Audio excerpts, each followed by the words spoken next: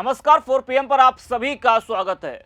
दोस्तों, शंकराचार्य स्वामी अविमुक्तेश्वरानंद और योगी सरकार के बीच बीते कई दिनों से घमासान मचा हुआ है। दोनों एक दूसरे पर कई बड़े आरोप लगा रहे हैं। हालांकि सरकार में ही दोनों डिप्टी सीएम शंकराचार्य के समर्थन में दिखाई दिए। वो दोनों मुख्यमंत्री की लाइन से हटकर बयान देते रहे। शंकराचार्य और योगी सरकार में चल रहे विवाद के बीच एंट्री होती है आशुतोष महाराज की, जिन्होंने शंकराचार्य पर यौन शोषण का गंभीर आरोप लगाया, जिससे शंकराचार्य और उनके शिष्य पर एफआईआर भी दर्ज हुई। गिरफ्तारी की तलवार भी लटकी। हालांकि हाईकोर्ट ने शंकराचार्य की गिरफ्तारी पर रोक लगा दी। वहीं शंकराचार्य की गिरफ्तारी पर रोक लगने के बाद आशुतोष महाराज मीडिया के सामने फूट फूट कर रोए और कहा था कि मेरी सुनी नहीं गई। जिसने इतना बड़ा कांड किया उसको गिरफ्तार नहीं किया गया। इन आरोपों के बाद कल आशुतोष महाराज पर ट्रेन पर हमला हुआ, जिससे वो बुरी तरह से घायल हो गए। हालांकि शंकराचार्य ने इसे नाटक बताया और कहा कि सुरक्षा पाने के लिए यह सब किया गया है।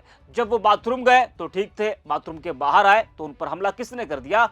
इस तरह के सवाल शंकराचार्य ने उठाए। इस विवाद के बीच एक और बयान पर यूपी बिहार में जमकर बवाल मचा हुआ है। बिहार में एक मौलाना ने मुख्यमंत्री योगी आदित्यनाथ की मां पर अभद्र टिप्पणी की, जिस पर शंकराचार्य ने गहरा दुख और आक्रोश व्यक्त किया है। उन्नाव दौरे के दौरान उन्होंने स्पष्ट शब्दों में कहा कि वैचारिक मतभेद अपनी जगह हो सकते हैं, लेकिन किसी की मां का अपमान असहनीय है। शंकराचार्य ने कहा कि सनातन धर्म और भारतीय सभ्यता में माता को सर्वोच्च स्थान दिया गया है। उन्होंने कहा कि मुख्यमंत्री योगी आदित्यनाथ एक सन्यासी हैं, लेकिन उनकी माताजी पूरे समाज के लिए सम्माननीय है।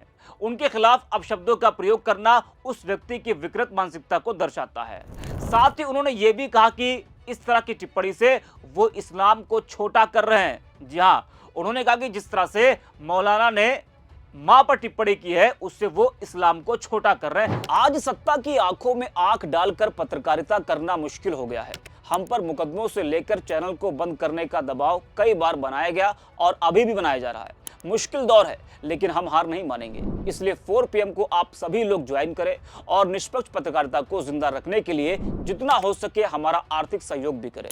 उम्मीद है कि आपके सपोर्ट से ये जंग भी हम जीत पाएंगे। जी हाँ, तो मौलाना के उस बयान पर शंकराचार्य का कहना है कि इस तरह के बयान से वो इस्लाम को छोटा कर रहे हैं।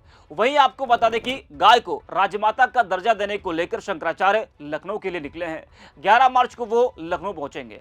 उन्होंने कहा था कि 11 मार्च को यह तय हो जाएगा कि कौन गौ माता के पक्ष में है और विरोध में कौन है, यह भी साफ हो जाएगा। उनके लखनऊ पहुंचने से पहले आशुतोष महाराज ने एक बड़ा दावा किया है कि शंकराचार्य समाजवादी पार्टी के गुरु हैं।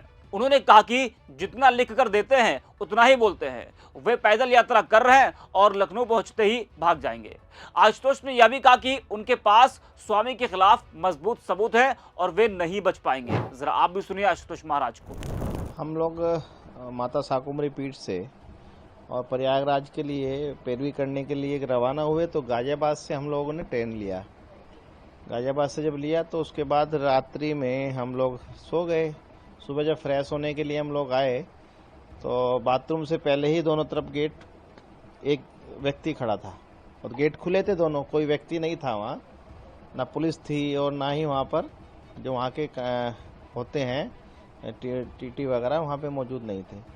तो जैसे हम बाथरूम की तरफ गए तो हमें पे अटैक किया और अटैक करने के बाद वहाँ पे हाथापाई हो गई। हमने भी अपना जितना हो सकता था अपना संघर्ष किया, लड़े वहाँ पर। उसने हमें नाक काटने के लिए धारदार हथियारों से हमला कर दिया और कहा कि नाक काट के अपने गुरुजी के चरणों में चढ़ानी है, हमें अविमुक्तेश्वरानंद के। तो ये घटना हुई है। तो कैसे पता चला कि ये उन्हीं के साथ थे? क्योंकि उन्होंने 21 लाख की घोषणा करा रखी है कि आशुतोष ब्रह्मचारी की नाक काटने वाले सनातनी को 21 लाख रुपए दिए जाएंगे, तो सीधा सीधा उन्होंने भेजा है। तो उसके लेकर आपने कंप्लेन कहाँ? हाँ, हमने जब बाथरूम में बंद हो गए 20 मिनट तक, तो हमने वहीं से ही कंट्रोल रूम जीआरपी को फ़ोन किया था। पुलिस आई मौके पर। उसके बाद सब कंडक्टर वगैरह भी वहाँ पे जो होते हैं, जो भी वहाँ पे इसमें होते हैं, सब लोग आए। आने के बाद जीआरपी पुलिस प्रयागराज में हमने मुकदमे के लिए निवेदन किया, तो वहाँ मुकदमा दर्ज हुआ है। लोकल थाने में भी इसकी एप्लीकेशन दिया? लोकल थाना मतलब प्रयागराज जीआरपी लगेगा, तो प्रयागराज जीआरपी की घटना जो है रेड के अंदर हुई है, तो जीआरपी को दिया। उन्होंने वहीं से हमारा ट्रीटमेंट हुआ है और अभी रिपोर्ट आई नहीं है, क्योंकि हमें बहुत सारी गंभीर चोटें आई हैं और हमारे इस नाक से सांस बंद हो गया लेना, मुंह से ले रहे हैं। और दिखना भी कम हो गया है, तो उसके लिए सीटी स्कैन वगैरह बहुत सारी चीज़ें हुई हैं। रिपोर्ट आएगी उसके बाद हमारा पता चलेगा। अभी भी हमें चक्कर आके गिर गए थे हम बाथरूम में, बहुत सारे हमें खून, क्योंकि बहुत खून आया है, कमजोरी भी आ गई।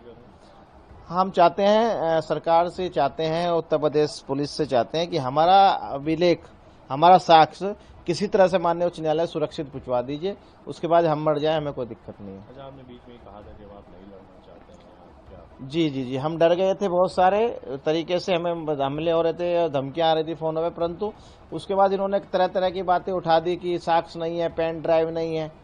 तो हम माननीय न्यायालय ने भी आदेश जारी कर दिया है, माननीय उच्च न्यायालय ने 27 फरवरी को, कि हम अपना जवाब दाखिल करें। तो इसलिए हमें माननीय उच्च न्यायालय का आदेश पालन करने के लिए हम आए हैं। और पुलिस को साक्ष्य आपने दिए हैं सर? पुलिस को तो आज नहीं देंगे हम, पुलिस को ये तो दूसरा मामला है। हाँ, वो सब पुलिस ने लिया है, इसमें साक्ष्य की तो कोई आवश्यकता नहीं है, क्योंकि मेडिकल हमारा हुआ है, सब दिख रहा है कितने चोटें लगी हैं, खून निकला है। जो वहाँ मौके के गवाह है उन्होंने दिया है, साथ वाले को गवाह दिया कि हाँ हमने सुना था, लड़ाई हुई है, सब कुछ हुआ है। तो सुना आपने, तो ये मामला काफी ज्यादा गर्म हो चुका है। एक तरफ आशुतोष महाराज शंकराचार्य पर यौन शोषण का आरोप लगा रहे हैं, वहीं अब खुद पर वो हमले का दावा भी कर रहे हैं। पुलिस इस पूरे मामले की जांच कर रही है कि उन पर हमला किसने किया है। इस वीडियो में इतना, 4 PM। हम लोग माता शाकुंभरी पीठ से और प्रयागराज के लिए पैरवी करने के लिए रवाना हुए, तो गाजियाबाद से हम लोगों ने ट्रेन लिया। गाजियाबाद से जब लिया तो उसके बाद रात्रि में हम लोग सो गए। सुबह जब फ्रेश होने के लिए हम लोग आए तो बाथरूम से पहले ही दोनों तरफ गेट, एक व्यक्ति खड़ा था और गेट खुले थे दोनों, कोई व्यक्ति नहीं था वहाँ, ना पुलिस थी और ना ही वहाँ पर जो वहाँ के होते हैं टीटी वगैरह वहाँ पे मौजूद नहीं थे। तो जैसे हम बाथरूम की तरफ गए तो हमें पे अटैक किया, और अटैक करने के बाद वहाँ पे हाथापाई हो गई। हमने भी अपना जितना हो सकता था अपना संघर्ष किया, लड़े वहाँ पर। उसने हमारी नाक काटने के लिए धारदार हथियारों से हमला कर दिया और कहा कि नाक काट के अपने गुरु जी के चरणों में चढ़ानी है हमें, अभिमुक्तेश्वरानंद के। तो ये घटना हुई है। तो कैसे पता चला कि ये उन्हीं के साथ थे? क्योंकि उन्होंने 21 लाख की घोषणा करा रखी है कि आशुतोष ब्रह्मचारी की नाक काटने वाले सनातनी को 21 लाख रुपए दिए जाएंगे, तो सीधा सीधा उन्होंने भेजा है। तो उसके लेकर आपने कंप्लेन कहाँ? हाँ, हमने जब हम बाथरूम में बंद हो गए 20 मिनट तक, तो हमने वहीं से ही कंट्रोल रूम GRP को फोन किया था, पुलिस आई मौके पर।